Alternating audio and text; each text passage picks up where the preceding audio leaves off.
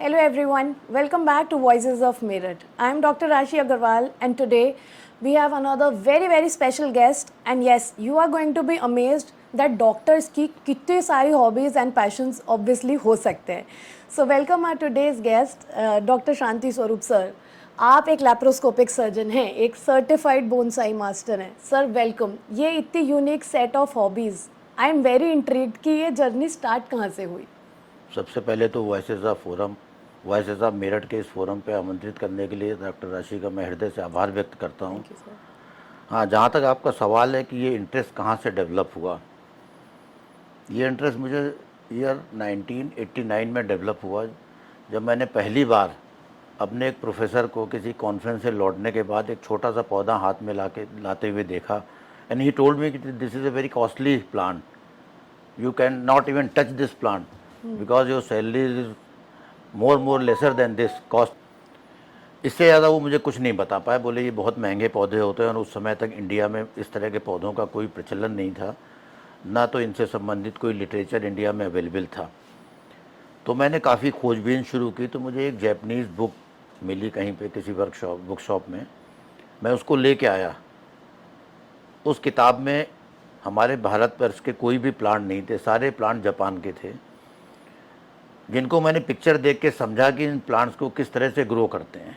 क्योंकि वो जो लैंग्वेज उसमें लिखी थी उनके डिस्क्रिप्शन में, वो मुझे समझ में नहीं आया, जैपनीज़ में लिखा हुआ था. तो उस दिन से मेरी बोनसाई की जर्नी स्टार्ट हुई. और शुरू में मैंने फॉरेस्ट की एक नर्सरी थी जिसमें छोटे छोटे पॉली बैग्स में 5 पैसे 10 पैसे के पौधे मिला करते थे. वो फॉरेस्ट के लिए डेवलप करते थे लोग, प्लांटेशन के लिए. तो मैं उनमें से कुछ पौधे लेके आया और उनको मैंने सिंपल पॉट्स में, मिट्टी के बर्तनों में, दही जमाने वाले कुंडों में लगा करके, और मैंने वहाँ से अपने बोनसाई की शुरुआत की. तो बोनसाई की शुरुआत मेरे वहाँ से डेवलप हुई. उसके बाद मैं मेरठ में जब आया प्रैक्टिस अपनी शुरू करने के लिए 1991 में, तो मैंने मेरठ में काफ़ी सर्च किया. मेरठ में भी मुझे कोई लिटरेचर नहीं मिला. मैं दिल्ली गया. दिल्ली में एक सोसाइटी है, इंडियन बोनसाई एसोसिएशन. मैंने उनसे कहा कि आप मुझे बता सकते हैं या सिखा सकते हैं. तो उन्होंने कहा कि हमारी सिखाने का सबसे पहले तो 5,000 रुपये फ़ीस है for 4 classes. And that time I was in government job and I was earning 4,200 rupees. तो मेरे लिए बड़ा मुश्किल था कि मैं उस सीखने के लिए अपनी 1 महीने की सैलरी सेक्रीफाइस कर दूं, तो घर का खर्चा कैसे चलेगा. तो मैंने कहा नहीं, I will not join this group and I will learn. तो मैंने उस दिन से शुरुआत की. मैं डिफरेंट वर्कशॉप्स जो होती थी, पेड वर्कशॉप होती थी, उनमें जाता था. वहाँ जा कर के मैंने सीखा कि बोनसाई क्या है. एक आम आदमी से जब आप पूछते हैं कि बोनसाई क्या है, तो कहते हैं कि बोनसाई बौने पौधे हैं. जहाँ तक उनकी समझ है बिल्कुल ठीक है, क्योंकि बोनसाई बेसिकली 2 शब्दों से मिलके बना है. बोनसाई एक चाइनीज़ वर्ड नहीं है, बोनसाई जापानीज़ वर्ड है. जहाँ तक बोनसाई की शुरुआत है, ज़्यादातर लोग मानते हैं कि चाइनीज़ है. चाइना से बोनसाई की शुरुआत नहीं हुई है. चाइना से प्लांट्स की शुरुआत हुई है जो छोटे होते थे. और उनको चाइनीज़ लैंग्वेज में पुनसाई बोलते थे, पुनसाई. जब चाइना से ये आर्ट जापान में शिफ्ट हुई, तो जापानीज़ ने कहा कि इन पौधों को हम इस तरह से बर्तनों में ग्रो कराते हैं जो कि बिल्कुल नेचर के विरुद्ध हैं. आप इनको जब ग्रो करते हैं तो इनके शेप में, इनके साइज़ में कोई इम्प्रूवमेंट नहीं करते. ये जंगली पौधों की तरह ग्रो कर रहे हैं. हमें इन पौधों को उसी तरह से ग्रो कराना है जिस तरह से ये नेचर में ग्रो करते हैं. ठीक है ना. यहाँ से बोनसाई, जापान ने बोनसाई की इस कला को, जो पुनसाई बोलते थे चाइना में, उसमें बोनसाई का नाम दिया. बोनसाई 2 शब्दों से मिलके बना है. पहला बोन, दूसरा है साई. बोन का मतलब ये होता है shallow and small pot, and Sai का मतलब होता है एक plant which is looking like a tree. ये खाली पौधा नहीं है, लुकिंग लाइक ए ट्री, यानी बोनसाई. अगर हम किसी ट्री लुकिंग पौधे को, एक पौधा जो कि वृक्ष की तरह दिख रहा है, उसको एक शैलो और छोटे पॉट में लगा दें तो that is called as bonsai. कहने का मतलब ये है कि वो पौधा नेचर में उगने वाले अपने काउंटर पार्ट से बिल्कुल मैच करना चाहिए. फॉर एग्जाम्पल, अगर हम आपके बारे में किसी को कोई इन्फॉर्मेशन देना चाहते हैं, तो हम आपका एक फ़ोटो खींच के भेज देते हैं, फुल साइज़ फ़ोटो, जो कि हार्डली 6 इंचेस 7 इंचेस का होता है.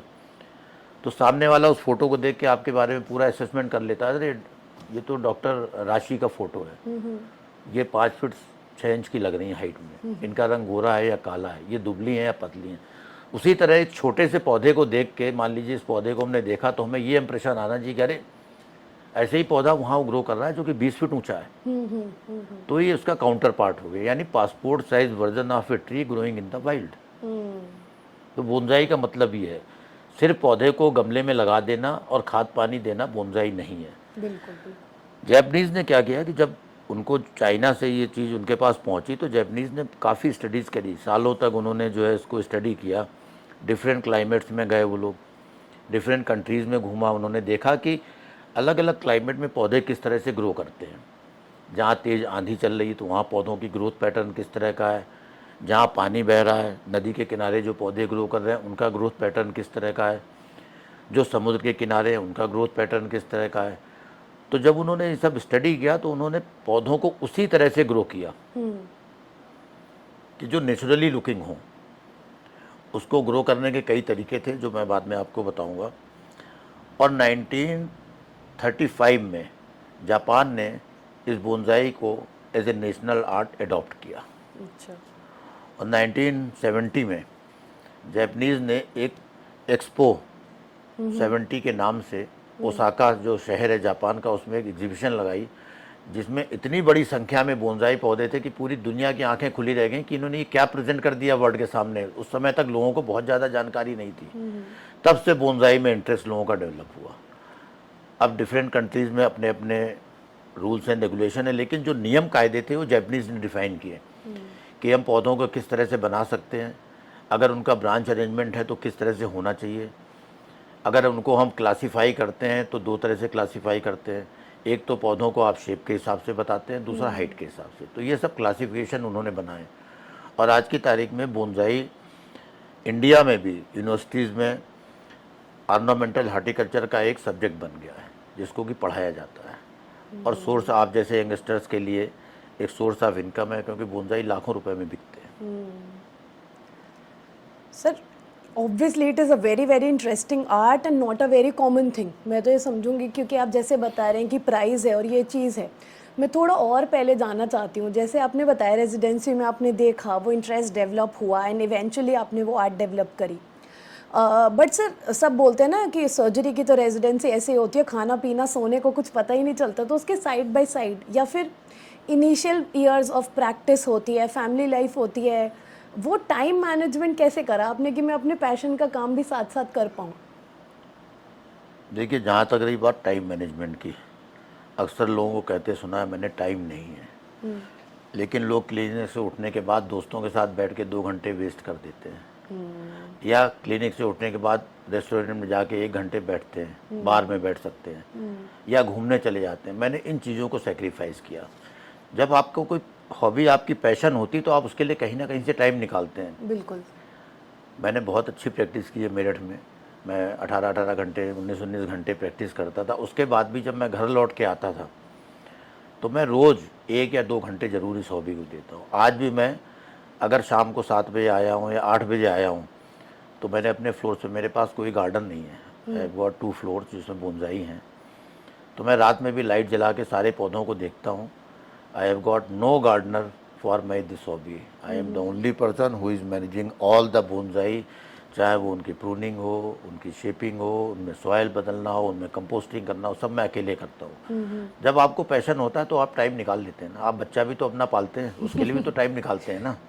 तो यही तो सर, आप लैप्रोस्कोपी ऑल्सो उस टाइम पे आई डोंट थिंक इतना ज़्यादा रेजिडेंसी में सिखाई होगी। वो नहीं, एक हम लोगों आर्ट के ज़माने में आपने तो लेप्रोस्कोपी का नाम ही नहीं था। मैंने 2000 में लेप्रोस्कोपी गंगाराम से सीखी है। हाँ, तो सर लैप्रोस्कोपी सीखी, फिर फैमिली मैनेजमेंट, बच्चों को पालना पढ़ाना बड़ा करना एंड अपनी हॉबी करना, तो ऑब्वियसली एक बहुत ज़्यादा फोकस या एक बिल्कुल आपने सही बोला कि पैशन की तरफ इंसान को फिर वो टाइम एक्स्ट्रा जगहों से निकाल के देना ही पड़ता है।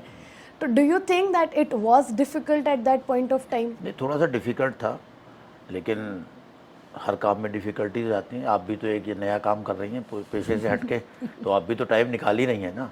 तो देखिए, परेशानी जब आप कोई नया काम करते हो, बहुत से लोगों ने शुरू में कहा क्या ये मालीगिरी का काम आपने शुरू कर दिया, आप तो सर्जन हो। मैंने कहा एक डॉक्टर से अच्छा किसी भी लिविंग चीज़ को कोई नहीं समझ सकता। बोनसाई के साथ एक सबसे अच्छी बात क्या है, this is the only living hobby आप पेंटिंग बनाते हैं, पेंटिंग को आपने पेंट किया, उसके बाद साइन करके रख दिया। मूर्ति बनाई आपने, छेने थोड़ी से बनाया, उसमें रख दिया उठा के। This is the only living hobby जो जब तक प्लांट जिंदा है या आप जिंदा हैं आपको इसको मेंटेन करना है, अदरवाइज ये डिशेप हो जाएगा। बिल्कुल। जिस तरह से आप लोग अपने बाल कटवाते हैं, अपने नेल्स कटवाते हैं, जाते हैं पार्लर में जाते हैं, अगर आप मेंटेन नहीं करेंगे तो वाइल्ड हो जाएंगे बिल्कुल। उसी तरह इन प्लांट्स को जब तक प्लांट जिंदा है या मास्टर जिंदा है तब तक आपको इसको रेगुलरली मेंटेन करना है। ऐसा नहीं कि एक बार बना दिया तो बढ़ता रहता है।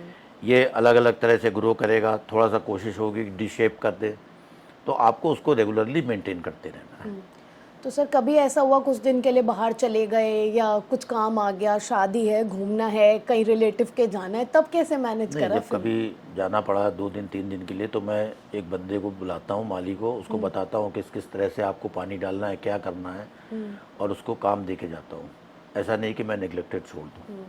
क्योंकि सर मैंने देखा है अगर थोड़ा भी बोनसाई तो ऑब्वियसली बहुत स्पेसिफिक आर्ट है। मैं तो नॉर्मल गार्डनिंग के लिए भी कहूँगी कि अगर सिर्फ गार्डनर के ऊपर छोड़ दे और अनसुपरवाइज, तो मुझे तो लगा अगर मैं 1 हफ्ते के बाद आई हूँ तो मेरे बहुत सारी ऐसी स्पेशल चीज़ें हैं वो मरी हुई ही मिलेंगी मुझे, कि जिसका स्पेशल केयर मैं ही कर रही थी। वो तो बेसिक खाद डाल दी, पानी कर दिया, वो उतना वो केयर नहीं करते हैं यूजुअली। अच्छा, बोनसाई का मेरे लिए एक इंटरेस्ट की बात और थी। पहले इनिशियली तो it was a hobby for me only. जब मैं मेरठ में आया तो मैंने कई जगह कोशिश की, जो 1-2 लोग थे मेरठ में जिनके पास थोड़ा सा बोनसाई का कलेक्शन था, मैं उनके पास गया। I try to meet them कि मैं बैठूं, बात करूं, एक छोटा सा ग्रुप बनाऊं। तो हर आदमी ने एक आगे, नहीं, this is a very costly hobby, this is not for general public. तो मुझे ये बात स्ट्राइक की। मैंने कहा नहीं, कोई चीज़ किसी की विरासत या वसीयत नहीं है, मैं इसको पब्लिक बनाऊंगा। And from that very day I started teaching people. Meerut में जितनी भी एसोसिएशंस हैं मैं सबका मेंटोर हूँ। जितनी गार्डनिंग एसोसिएशन है, मेरठ हॉर्टिकल्चर सोसाइटी थी, आई वॉज वाइस प्रेसिडेंट। इस समय chrysanthemum society I am the president. Annual flower show कराता हूँ, किचन गार्डन है WWF, उसका मेंटोर हूँ। पिछली जब शुरुआत ही मैंने कराई थी, तो मैंने कहा कि मैं लोगों को बताऊंगा, क्योंकि लोगों को क्या धारणा है, बोनसाई तो बहुत महंगा पौधा है। महंगा कब है? जब पाल दिया। आपको समझना है, आप जब बाजार जाते हो तो आप कपड़ा खरीद के लाते हो सूट के लिए, वो सूट का कपड़ा आपको 500 का मिलता है। लेकिन आप जब डिज़ाइनर दर्जी के पास जाते हो तो कहता है मैडम बहुत बढ़िया सूट बनाऊंगा आपका, लेकिन रुपए इसमें लगेंगे 5000। और ऐसा सूट बनेगा जो लोग तारीफ़ करेंगे। Same is with the plant.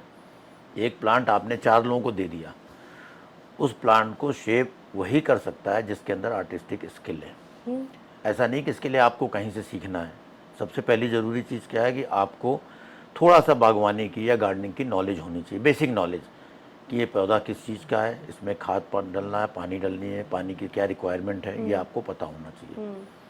Then there is art. तो it is a combination of horticulture plus art. Art क्या है? आपको ये पता होना है कि भाई हाँ, इसकी ब्रांच पौधे की इस तरह से ग्रो करती है, दैट इज़ आर्ट।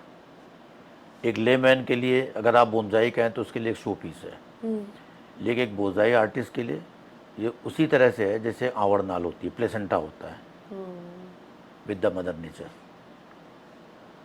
तो आपको वो आर्ट सीखनी है। तो मेरा पर्पज़ ये था कि मेरे पास कोई भी ऐसा पौधा नहीं जो मैंने कभी 100 रुपये से ज़्यादा का लिया हो। और आज मेरे पास, जो मेरा मेडिकल कॉलेज में मैं जब था उस समय के 2 प्लांट मेरे पास, जब 2 पौधे थे उस समय, तो वो इस समय मेरे पास अभी भी हैं, 37 ईयर ओल्ड हैं, और मेरे ख्याल से वो लाखों रुपए की कीमत के हैं। तो ये कीमत कैसे बनती? कीमत बनती with the passage of time. किसी भी जानवर को है, आप पिल्ला कुत्ते का बच्चा लेने जाओगे तो वो 500 रुपये का मिलेगा, लेकिन आप वेल ग्रोन डॉग लेने जाओगे तो हो सकता है 1 लाख रुपए का भी मिले। तो सिर्फ ये फोबिया क्रिएट करना कि ये तो महंगी आर्ट है, मेरे इस ग्रुप में अभी भी 17-18 लोग जुड़े हुए हैं, they are doing very well, सबके पास बहुत अच्छे पौधे हैं। तो मेरा जो पर्पस था ये था कि मेरठ में इस आर्ट को मैं घर घर तक पहुंचाऊंगा। तो मैंने लोगों को सिखाना शुरू किया। मैंने हर फोरम पे टॉक दिए, रोटरी क्लब, मेरठ यूनिवर्सिटी, दुनिया भर में जहाँ भी मुझे मौका मिला मैंने जाके टॉक दी कि लोगों में ये अवेयरनेस तो डेवलप हो कि बोनसाई क्या है। खाली इस पौधे को इसमें लगा के रख देना is not a bonsai. This is an art and this is a natural art. You have to grow plant according to the rules and regulation of the nature. घर में क्या होता है, आप कहोगे नहीं, पेड़ को तो अपने गमले में लगा दिया, इसको तो अपने आप ग्रो करना है, क्यों? नेचर है। नहीं, आपने घर में रखा। नेचर क्या है? Open area. आपने बीच में पेड़ लगाया, जो क्लाइमेट चेंज होता है, जाड़ा गर्मी बरसात, जो सन डायरेक्शन होता है उसके हिसाब से प्लांट चारों तरफ को ग्रो करता है आपका। है ना। लेकिन जब आप घर में लगाते हैं तो क्या है, घर में आपके लिमिटेड कंडीशंस हैं। लिमिटेड कंडीशन क्या है, आपने बाहर पेड़ रख दिया, एक तरफ दीवार है और एक तरफ खुला हुआ है। दीवार की तरफ से तो सन आ ही नहीं रहा है। प्लांट की टेंडेंसी क्या है, टू ग्रो Light टुवर्ड की द तरफ। सन। वो प्लांट सारा एक तरफ को हो जाएगा। जब आप कभी भी दीवार के किनारे रखे हुए किसी पेड़ को जो कि साल 2 साल से रखा हटाते हो तो आप देखते हो कि एक तरफ को झुक गया। That is not natural growth, that is abnormal growth, because that plant is not getting sunlight, air from one side, so that it has grown toward the one side to get the sunlight. वो अपने survival क्योंकि के लिए आपने अपने पढ़ा होगा हिसाब कि से। बिना सूरज की रोशनी के फोटोसिंथेसिस नहीं होती है। फोटोसिंथेसिस मतलब प्लांट फूड बनाने की जो प्रक्रिया है, जो ऑक्सीजन है। दूसरा, इस आर्ट को लोगों को सिखाने का जो मकसद था वो क्या है कि जो एडवांसिंग टाइम है उसमें आपने देखा होगा जो ओपन लैंड है सब खत्म होती जा रही है। लोग छोटे छोटे घरों में रह रहे हैं, मल्टीप्लेक्स में रह रहे हैं, लेकिन हॉबी तो सबके अंदर है। इस आर्ट को सीखने का अधिकार आपको भी है, हमें भी है, और जो 2 रूम के फ्लैट में रह रहा है उसको भी है, जिसके पास छोटी सी बैल्कनी है। तो आप अपनी हॉबी को एक छोटे फ्लैट में रह करके बालकनी में भी 2 पौधे ग्रो करके मेंटेन कर सकते हैं। क्योंकि कंक्रीट के जंगलों के बीच में जो ये हरियाली ख़त्म हो गई सब। मैंने आज से 15 साल पहले हिंदुस्तान टाइम्स में आर्टिकल लिखा था, कंक्रीट के बीच हरियाली, इसी उस पर लिखा था। उसका शीर्षक था कंक्रीट के बीच में हरियाली। यानी मल्टीप्लेक्स के जंगलों के बीच में आप जो उसको हरियाली को ग्रो कर रहे हैं, and you are contributing to the nature, चाहे वो थोड़े छोटे फॉर्म में हो। और दूसरी बात एक और है सीखने की कि जो यंगस्टर्स हैं, अगर वो अभी से नहीं सीखेंगे इन चीज़ों को बचाना, यंगस्टर सिर्फ इसलिए थोड़ी बने हैं कि आप काम करिए, मेहनत करिए और घर में आके सो जाइए। नेचर को बचाने का जिम्मा तो आप लोगों को ही है। तो नेचर को कैसे बचाओगे? या तो आप ये सोच लें कि हमारे बच्चे, हमारी आगे की जनरेशन ऑक्सीजन सिलेंडर लेके घूमते रहेंगे, या ये सोच लें कि हम घर में 5 पेड़ लगाएंगे और ऑक्सीजन प्रोड्यूस करेंगे। तो किसी को तो आगे आना है। ये सिर्फ मालीगिरी नहीं, हमसे अभी भी कई लोग कहते हैं कि सर वो ज़रा अपना बगीचा दिखा दीजिए। मैंने कहा क्या बगीचा? वो नर्सरी आपकी जो छत पे। मैंने कहा that is not a nursery, that is my hobby. तो अभी भी बहुत से लोगों में कंसेप्ट नहीं। कई लोग कहते हैं डॉक्टर्स, अरे भैया डॉक्टरों का काम थोड़ी पेड़ पौधे उगाना। क्यों नहीं डॉक्टरों का काम? डॉक्टर से अच्छा इस हॉबी को कौन समझ सकता है? जब हम मरीज की नब्ज देख के बीमारी पता लगा लेते हैं तो प्लांट के पत्ते देख के हमें ये पता लगना चाहिए कि इसमें पानी की कमी है। जैसे ये प्लांट है थोड़ा सा येलो हो रहा है, इसमें मैग्नीज की कमी है। क्यों? Manganese is responsible for chlorophyll synthesis. तो ये नब्ज तो डॉक्टर ही समझ सकता है। और इंडिया में जितने अच्छे बोनसाई आर्टिस्ट हैं, they all are doctors. Hyderabad में डॉक्टर प्रसाद हैं, he is professor emeritus plastic surgeon, he is the renowned bonsai artist in the Hyderabad. एक सर एक वर्ड होता है गेट कीपिंग बोलते हैं जिसको। तो गेट कीपिंग का मतलब होता है बहुत सारे लोग जैसे एक आर्ट सीख ली या फिर एक कोई मुझे चीज़ आ गई तो मैं छुपा के रखूँ, मैं सबको ना रेसिपी ना दूँ, नहीं तो और लोग कर लें।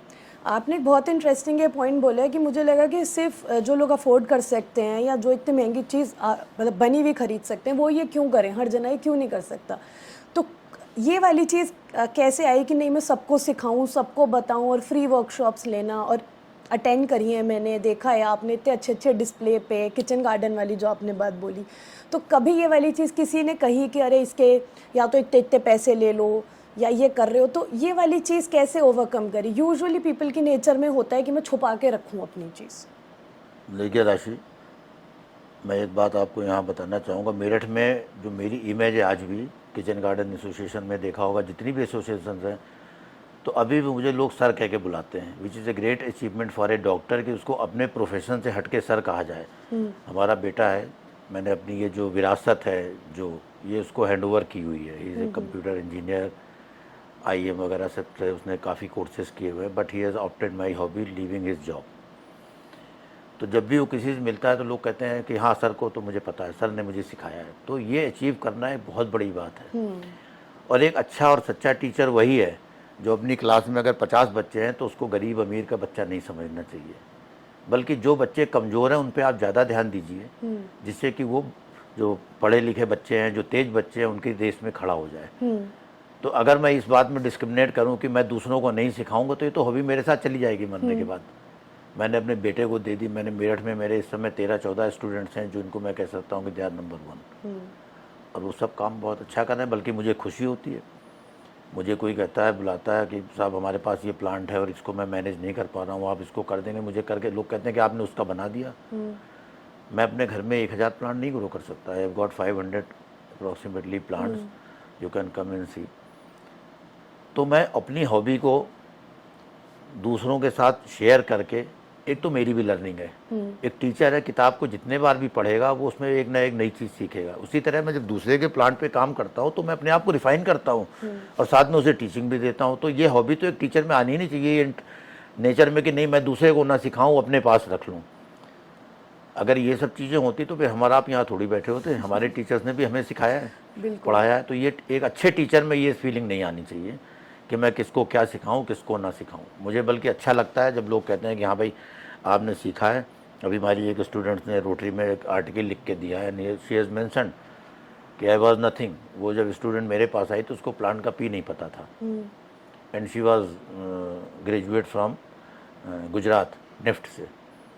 तो उसने कहा सर मुझे कुछ क्रिएटिव चाहिए। मैंने कहा ये करो। 6 मंथ तक उसको कुछ नहीं समझ में आया और उसके बाद आज वो लोगों को सिखा रही है।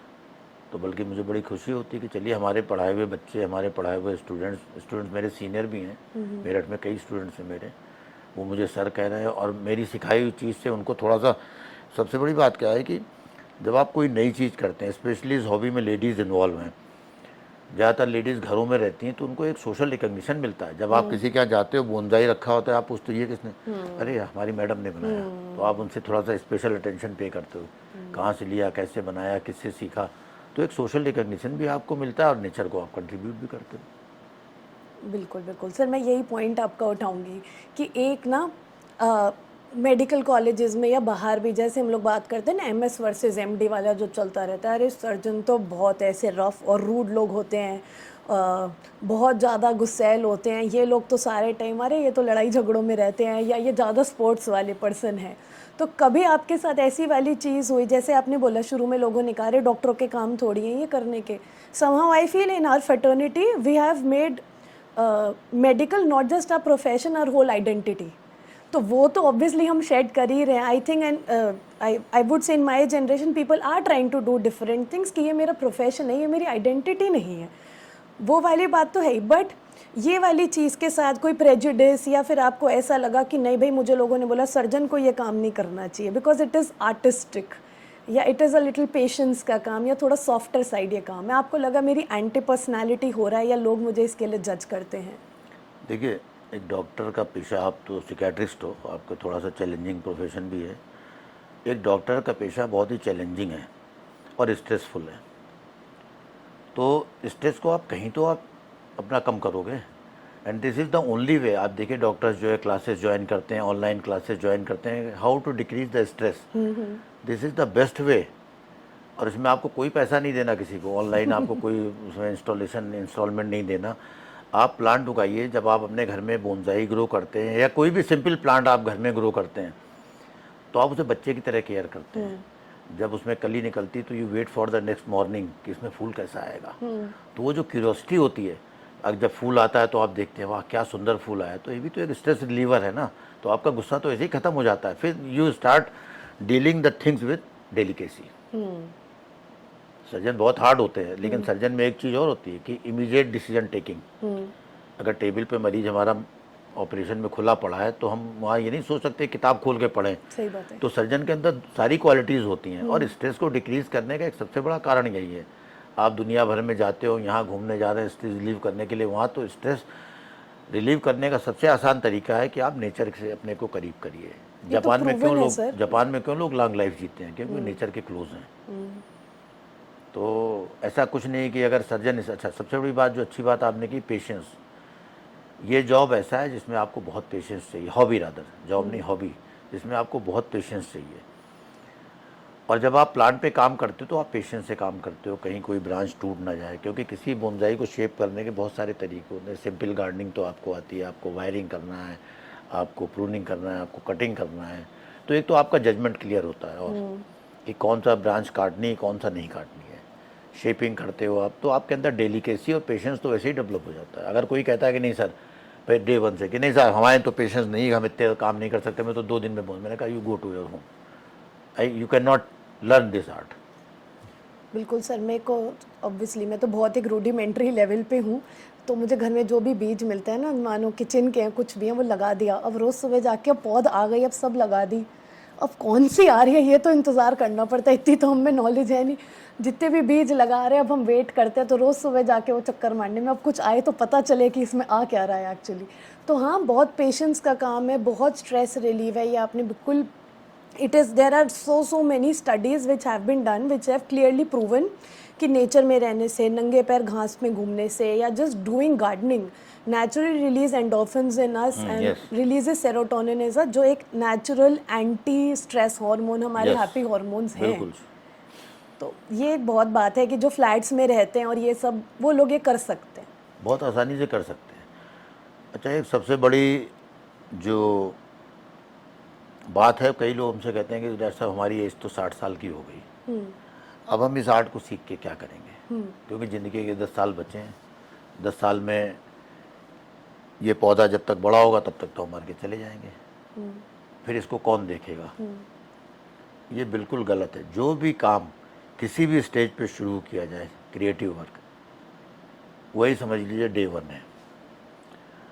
आप प्लान में लगे रहेंगे तो कम से कम अपने वो 10 साल तो आप चैन से जी सकते हैं एट मेंटल ईज। फिर अगर आपको लगता है कि हाँ ठीक है, मेरे पास 4 प्लांट हैं या 2 प्लांट हैं या 6 प्लांट हैं और मेरे बाद इनका क्या होगा, then you find out the wedge. मेरी इसका बड़ा एग्जांपल, अच्छा एग्जांपल बताता हूँ। मैंने जब बोनसाई की मेरठ में शुरुआत की थी, there was a lady, Mrs Gupta, Pratima Gupta, she was running a nursery, was a very educated lady. तो उन्होंने कहा भाई साहब आपसे मुझे सीखना है बोनसाई। मैंने कहा आई विल टीच यू। मैंने उनको सिखाया, मेरे घर आती थी। उस समय तक मैं क्लासेस नहीं रन कर रहा था, एट प्रेजेंट तो मैं ग्रुप रन कर रहा हूँ। तो घर आके मेरे से हर संडे सैटरडे में 1 घंटे 2 घंटे सीख के जाती थी। खैर अनटाइमली उनकी डेथ हो गई, she was ill for 4-5 days, उसके बाद डेथ हो गई, मुझे नहीं पता। खैर उनके हस्बैंड थे, उनको इंटरेस्ट नहीं था। उन्होंने नर्सरी के सारे प्लांट बेचने शुरू किए। तो उन्होंने कहा कि इनकी रेट लिस्ट में देख लूँ। मैडम की डायरी में नोट होते थे जो अच्छे अच्छे प्लांट्स थे। जो भी किया हो, एक दिन सडनली वो शाम को मेरे पास 2 पौधे लेके आए, बोले कि डॉक्टर साहब ये 2 प्लांट हैं प्रतिमा के, ये आप रख लीजिए।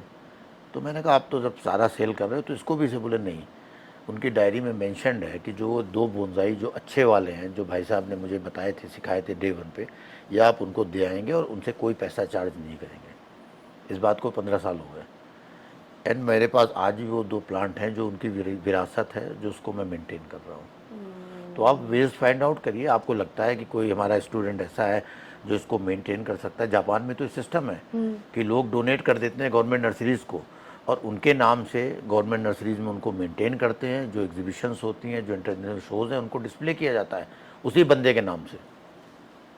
तो ऐसा कुछ नहीं है, कहीं पे लाइफ का एंड नहीं है। आपके मरने के बाद भी आपको लोग उस प्लांट के नाम से याद करेंगे। मैं भी तो याद कर रहा हूँ ना उनको।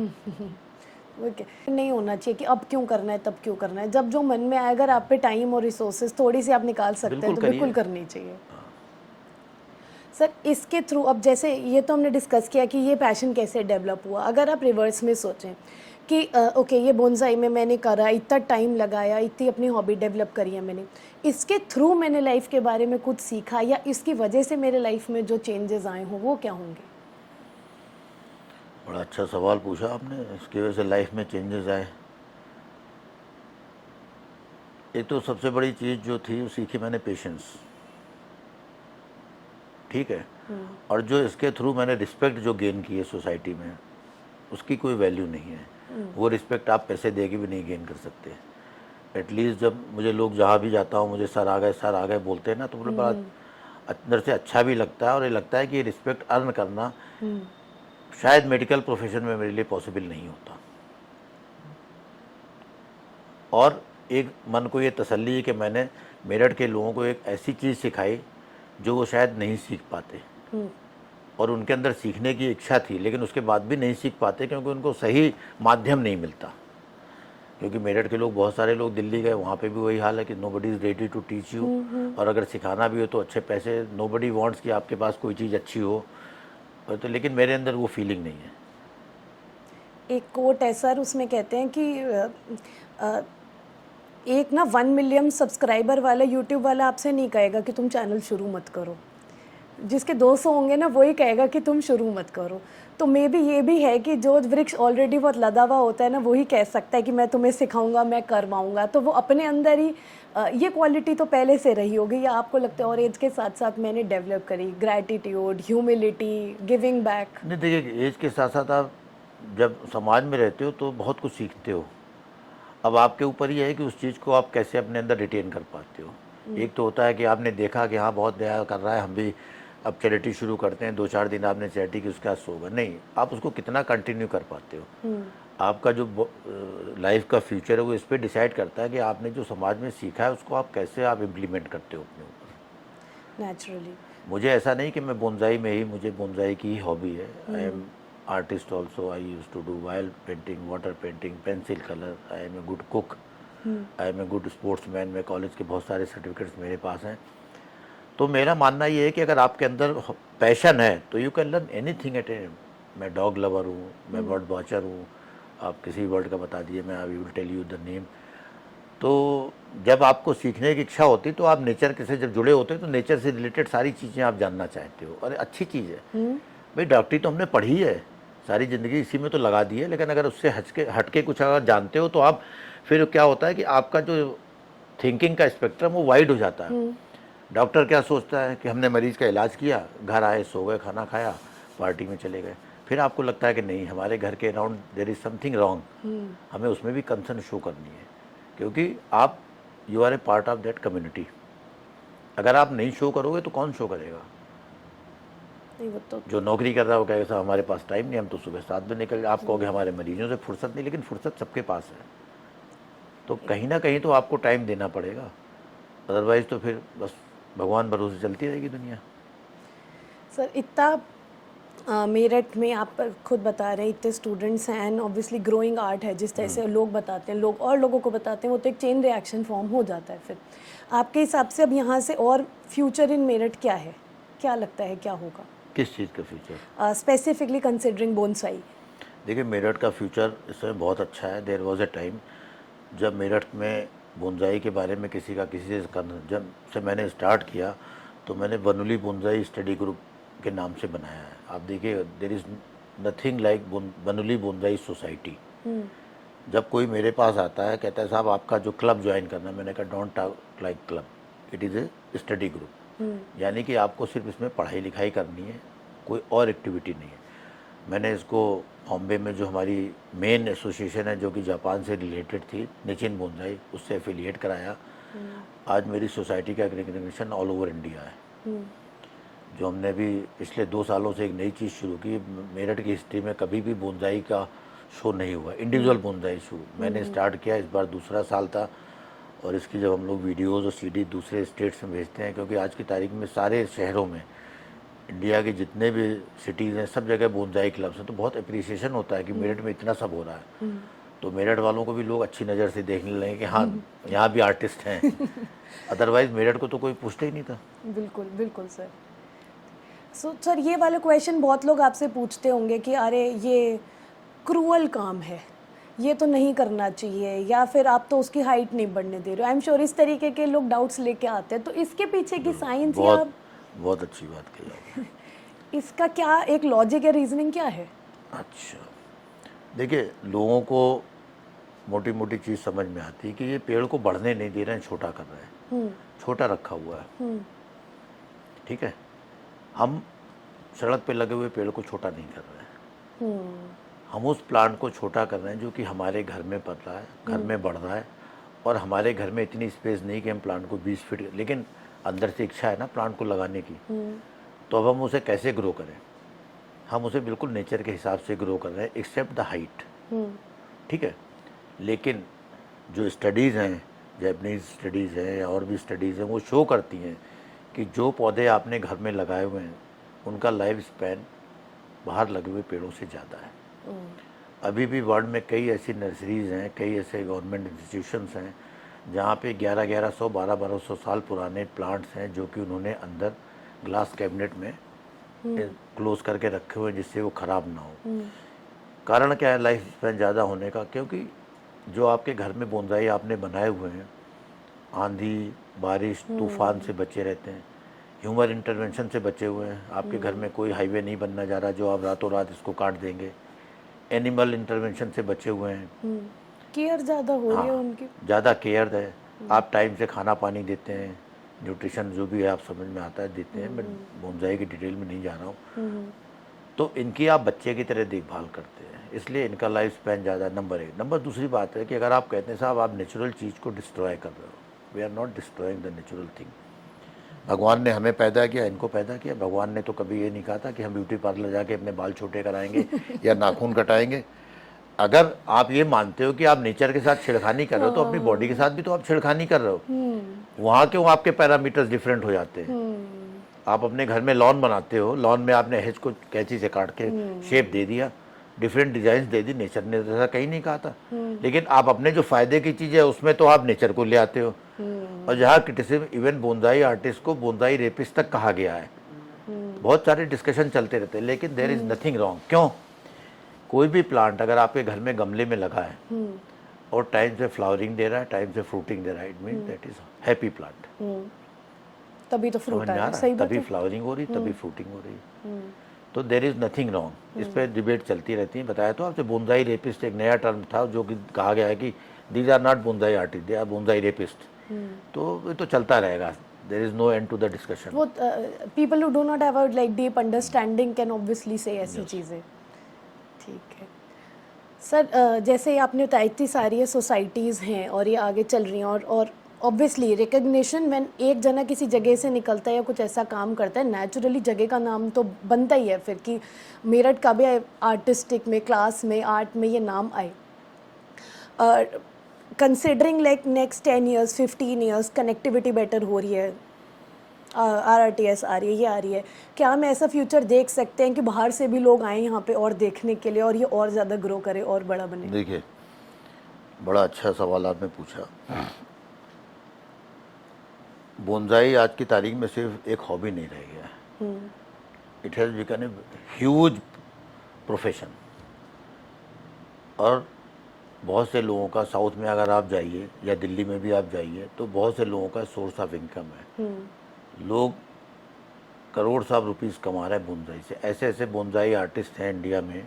आर्टिस्ट क्या कहना चाहिए, बोनसाई सेलर, जो लाखों रुपए रोज की सेल करते हैं बोनसाई में। मेरे पास घर में भी कई प्लांट्स हैं जिनकी कीमत मोर देन 1 लाख है।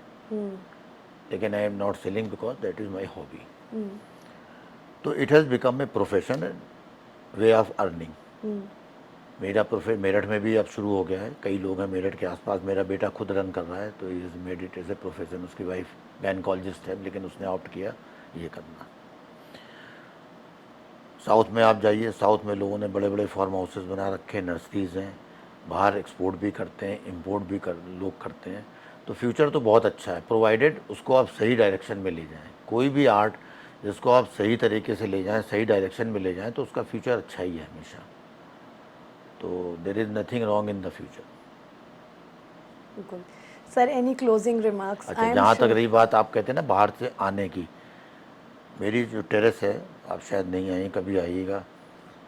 इंडिया के जितने टॉप मास्टर्स हैं, चाहे वो साउथ में हो, चाहे दिल्ली हो, चाहे बॉम्बे हो, सारे मेरे टेरेस पे आ चुके हैं। You can see their pictures with me Facebook पे मेरे। और मैं ऑलमोस्ट सभी लोगों से मिल चुका हूँ। एक हमारा ग्रुप है, उस ग्रुप में हम सब कनेक्टेड हैं, जो अपने अपने व्यूज़, अपने आइडियाज़ डालते रहते हैं। एक हमारा अभी रिसेंटली एक ग्रुप फॉर्म हुआ है पिछले 4-5 साल से, south India bonsai Pacific federation. मैं भी उसका एक एग्जीक्यूटिव मेंबर हूँ। तो हम लोगों का डिस्कशन चलता रहता है, एक दूसरे से सीखते रहते हैं, सिखाते रहते हैं। ग्रुप्स के बीच काफ़ी कुछ इंडिया में मेरठ में जो भी आता है मेरठ की तरफ, और उसे पता लगता है कि मैं यहाँ रह रहा हूँ, तो मेरे घर पे ज़रूर होके जाता है। ये भी एक प्रिविलेज मुझे मिला हुआ कि ऑलमोस्ट ऑल द मास्टर्स, और मैंने सबके साथ कहीं ना कहीं वर्कशॉप असिस्ट की है। ऐसे ऐसे मास्टर्स के साथ जिनके साथ खड़ा होना मुश्किल है, उनके साथ, सबके साथ मैंने काम किया हुआ है। तो उनसे कहीं ना कहीं आप सीखते हैं। देखिए, किसी भी फील्ड में, किसी भी हॉबी में, चाहे वो गार्डनिंग हो, कोई भी हॉबी हो, आपका टीचर हो सकता है कि आपसे कम अमीर हो, कम पैसे वाला हो, कम पढ़ा लिखा हो, लेकिन वो आपसे कहीं ना कहीं कुछ ज़्यादा जानता होगा। इस एज पे भी मुझे पता है, मुझे आप किस कोई प्लांट नेचर में बता दीजिए, मैं उसका नाम आपको बता दूंगा, बॉटनिकल नेम विद एवरीथिंग। लेकिन अगर आज भी मुझे पता चलता है कि शाहजहाँपुर या किठौर में एक बहुत पुराना माली है जो उसको साहब ये चीज़ स्पेशलाइजेशन है, तो I use to go to his home. मैं गाड़ी बाहर खड़ी करके गांव में पैदल जाता हूँ और उसके साथ बैठता हूँ, चाय पीता हूँ, उससे डिस्कशन करता हूँ, क्योंकि लर्निंग के लिए कोई टीचर छोटा या बड़ा नहीं है। कई बार एक छोटा सा माली आपको ऐसी टिप बता देता है जो कि आपको किताबों में नहीं लिखी मिलती। उसका और मैंने experience जितने है। भी आर्टिकल अभी तक लिखे, मैंने बोनसाई पे बहुत सारे आर्टिकल लिखे हुए हैं, बहुत सारी सोविनियर एडिट्स किए हैं गार्डनिंग के ऊपर। तो मैं कहीं से सीखता थोड़ी हूँ, मैं तो जो खुद कर रहा हूँ, एक्सपेरिमेंट कर रहा हूँ, उसको मैं उसमें रिफ्लेक्ट करता हूँ। तो सीखने के लिए there is no age bar, there is no financial bar, there is no educational bar. जिससे आपको सीखने को मिल रहा है उससे सीख लीजिए। I'm sure, sir, there's a vast sea of knowledge. Obviously, we can sit with you for hours. और एनी क्लोजिंग रिमार्क जो आप देना चाहें कि हाँ भाई कोई जो स्टार्ट करना चाहता है या कोई आपसे कांटेक्ट में आना चाहता है वो कैसे आपसे संपर्क करें? मेरा नाम मेरठ में सबको पता है। अगर वो एज ए हॉबी बनाना चाहते हैं इसको या as a profession, they are dedicated for learning, तो they can come and contact me. मैंने बल्कि लोगों की सहूलियत के लिए जो बोनसाई टूल्स होते हैं दे आर वेरी कॉस्टली।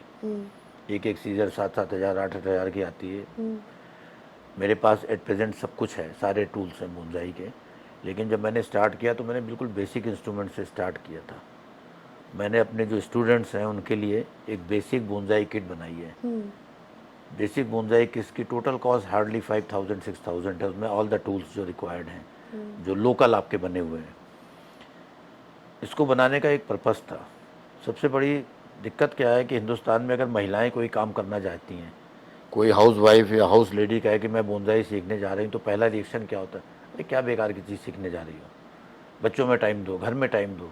अरे वो लेडी अपने लिए कब टाइम देगी? जो उसका मेंटल स्ट्रेस है उसको कहाँ दूर करेगी? और उसे पैसे नहीं देंगे फिर सामान है लेने ना? के लिए।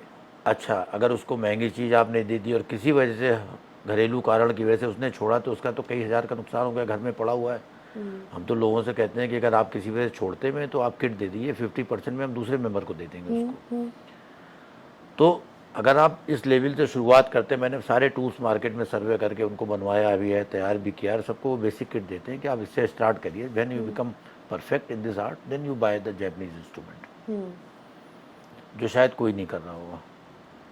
वही मैंने बोला सर, आपके अंदर तो गिविंग मैंने तो बैक पूरी वाली, कोशिश की है लोगों को सिखाने की। गिविंग बैक वाली क्वालिटी बहुत है। I am sure this has been very, very, very interesting with all of you. I'll put sir ki details नीचे in the comment section and you can come in contact with them only if you want to take this as a hobby. And shows की detail भी उनके contact पे, page पे आपको आराम से मिल जाएगी। एंड मेरठ वाले लोग प्लीज़ एक बार जाके देखिएगा ज़रूर, ये एक अलग एक्सपीरियंस है। मैं गई हूँ, it is very fascinating to see कि इतनी ज़्यादा सुंदर प्लांट्स का कैसे बनाया जा सकता है। So thank you so much everybody for joining in. Thank you so much sir, आपने अपना इतना प्रेशियस टाइम दिया और इतनी यूनिक चीज़ के बारे में बात की जो मुझे लगता है बहुत ही हैंडफुल लोगों को पता होगी। Thank you, Rashi, for calling me and for expressing my views in your forum, which is called as Meerut, voices of Voices of Meerut. कम से कम आपके माध्यम से लोगों को ये तो पता चला, बहुत से लोगों को शायद आज पता लगा हो पहली बार कि मेरठ में भी ऐसा कुछ हो रहा है। बिल्कुल बिल्कुल सर। तो यही बहुत हमारे आभार सर आपका। पॉडकास्ट की वो है कि हम ऐसी चीज़ें लेके आए, लोगों को बताएं कि मेरठ में सब कुछ होता है और हर चीज़ के लिए आपको बाहर भागने की ज़रूरत बिल्कुल नहीं है। So thank you everybody for joining in and see you again next Saturday. This is doctor Rashi Agarwal signing off.